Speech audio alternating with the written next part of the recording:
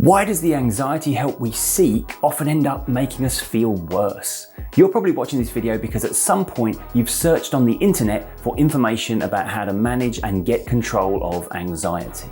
And there's a lot of information out there. Social media platforms are full of accounts set up specifically to help their audience with their anxiety issues. However, as with all the information online, just because someone has a big audience, that doesn't necessarily mean they're spreading the right message. In this video, I'm going to explain why following many of these channels is only perpetuating and in many cases increasing your anxiety. I'll tell you how to spot and avoid the ones that mostly just make you feel worse. Let's do it. So welcome back to my channel, or if this is your first time, I'm Tim Box. I'm a mind coach, and for the last 12 years or so, I've been working with people to help them overcome all sorts of emotional and psychological issues, and in particular, helping people to get control of anxiety.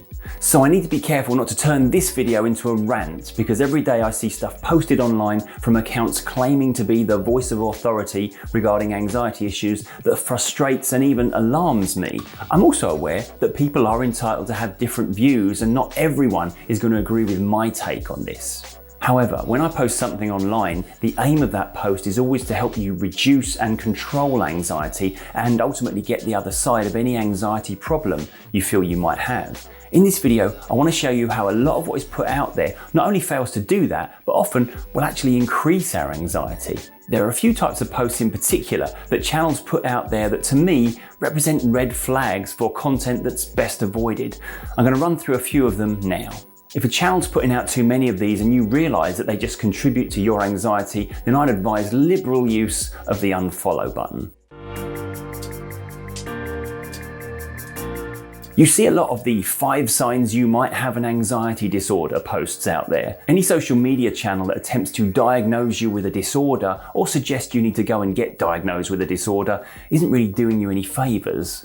Anyone that works with anxiety clients will know the big problem is what is sometimes referred to as the second fear. That is the anxiety about our anxiety. Second fear only becomes an issue when we start to perceive feelings of anxiety as being an indicator that there's something wrong with us. So any channel that tells you need to start managing a potential anxiety disorder rather than just managing you and the day-to-day causes of anxiety is encouraging you to treat anxiety as the problem and thus amplifying it. Best avoided.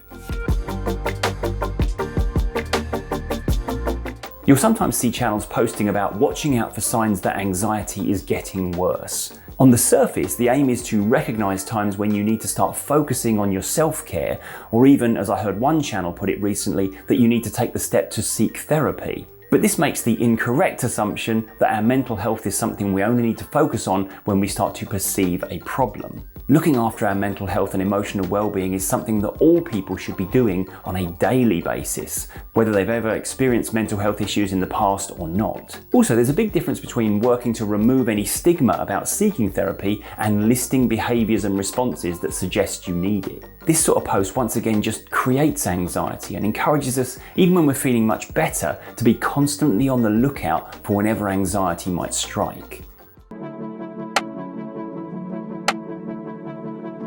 So I understand that anxiety issues can make us feel we're alone and nobody around us really understands what we're going through. We naturally want to connect with those that are experiencing the same things as us so we can find solutions and get the benefit of collective wisdom. Posts like these ones are designed to potentially help us feel like others are sharing our journey and can support us through it. There's nothing wrong with offering empathy. However, being part of a community that makes the mistake of treating anxiety as our illness or our affliction rather than something we can get control of does us no good in terms of moving us the other side of this. In fact, it can even create some degree of psychological pressure to remain anxious. After all, if we change, we're no longer part of that community that we've come to value and depend on. Channels that post things like this are creating codependency and discouraging us from having agency in our own story. They effectively frame our experience of anxiety once again as an indicator of illness and suggest our best path is to connect with others who share their illness. They also do the opposite of what we're trying to achieve by suggesting we're in some way fundamentally different from the people around us. This effectively isolates us from those who already love and care about us by suggesting they can never really understand. I'm going to link to another video at the end that explains why those who aren't going through what we're going through can actually be of great help to us in our journey the other side of this.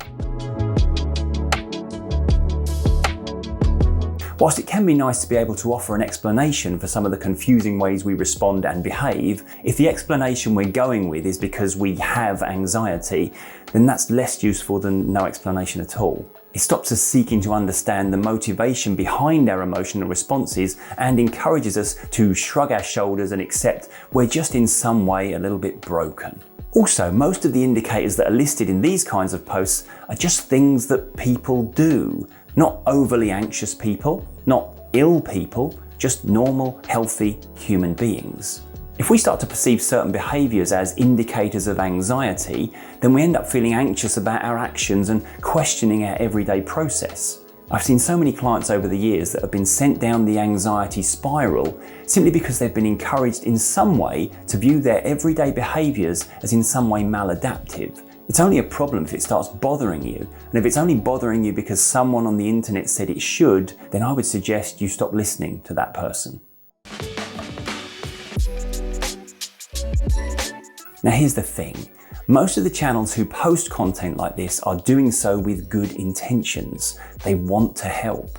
But the search for clicks and followers can mean they end up posting content that has the exact opposite effect. It's an unfortunate truth that negatively biased content gets more interaction and engagement than positive stuff. Posts that cause you to feel concerned about your well-being will catch your attention more than those that suggest you're fine. People are always asking me why anxiety is such a common problem right now. Yes, it has a lot to do with all the unprecedented challenges we've been through as a global community in the last few years, and the fact that technology can now connect us to every issue and piece of information out there in just a few clicks.